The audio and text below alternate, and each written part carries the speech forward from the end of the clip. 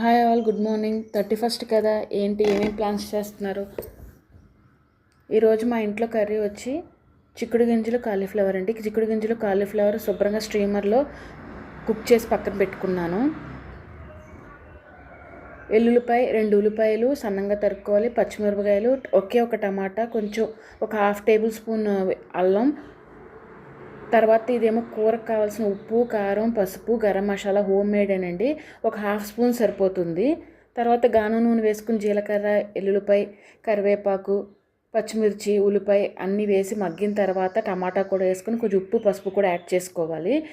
ఈ కర్రీకి ఉల్లిపాయ ఎంత బాగా మగ్గితే టేస్ట్ అంత బాగుంటుంది.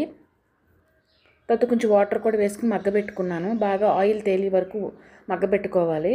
తర్వాత ఏదైతే మనం స్టీమర్లో ముందు కుక్ చేసి పెట్టుకున్నామో కాలీఫ్లవర్ని, చిక్కుడు గింజలు అవి కూడా యాడ్ చేసుకుని ఉప్పు, కారం, మసాలా పొడి కూడా యాడ్ చేసుకోవాలి. దీనికి బెస్ట్ కాంబినేషన్ వచ్చి జొన్న రొట్టెలు అండి.